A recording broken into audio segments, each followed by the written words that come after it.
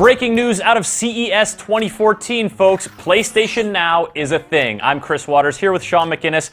Talk about PlayStation Now. Sony's making good on their promise to stream old PlayStation games. Yeah, a few years ago they bought Gaikai for about $380 million. Gaikai, obviously a streaming game service that was competing with OnLive at the time, and everybody's been wondering since then, what are they going to do for PlayStation games? What has Sony got? Why did they get them? They've been hiding them away until last February. They mentioned streaming old games in the PlayStation catalog as sort of a way to cover their backwards compatibility. Right. And here it is. PlayStation 3 games, PlayStation 2 games, and PlayStation 1 games streamable through PlayStation Now to the PlayStation 4 and the PlayStation 3 to start. Then the PlayStation Vita, Sony Bravia TVs, manufactured for 2014. The newest models, yeah. And then later on, internet-connected devices, presumably some kind of tablets, mobiles, etc. Right, and this is different from the retro games available on PS3 and Vita, which uses emulation to play PS1 classics. Obviously, PlayStation 4 doesn't do PS1 classics. That whole back catalog is gone, and so this is Sony's way of sort of reviving it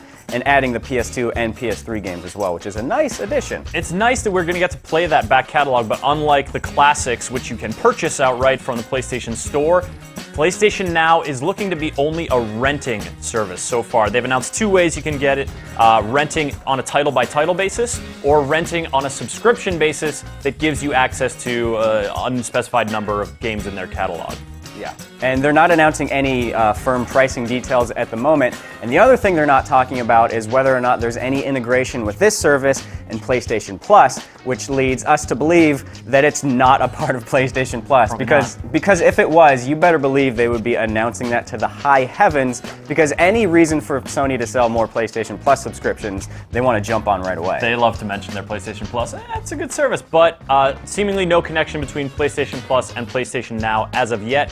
One feature that does that both share is cross-save. So when you're playing a title through PlayStation Now on your Vita, then you go to play it on your Bravia TV or your PlayStation 3 or 4, your save is going to continue across all of those, which is a nice little bit of continuity. And also worth mentioning, the Vita seems it's only going to be Wi-Fi streaming, so anyone 3Ging it up on their Vita, it's not going to happen. Not going to happen. But no word yet on what titles will be available for PS Now at launch, and no hard launch dates yet, but they do have some stuff on the horizon. Yeah, Sony is hoping to get this service launched in the US by the end of summer 2014, and they are planning on a closed beta later this month. However, there are some caveats there. Yeah, this stuff is US only, and Sony hasn't mentioned any other territories, and in the past they've discussed the difficulties of doing this kind of streaming service to regions without a lot of broadband coverage, which is a bunch of the world and also a bunch of the US. So I guess we're going to see what kind of requirements it's going to take and what territories they're going to have in mind. Hopefully more announcements on that as the year progresses.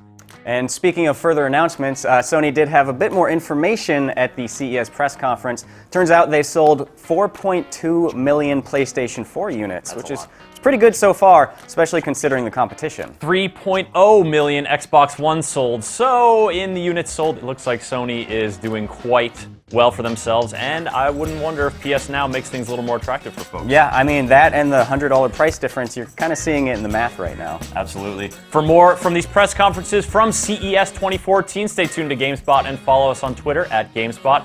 I'm Chris Waters for Sean McInnes saying thanks for watching. We'll see you soon.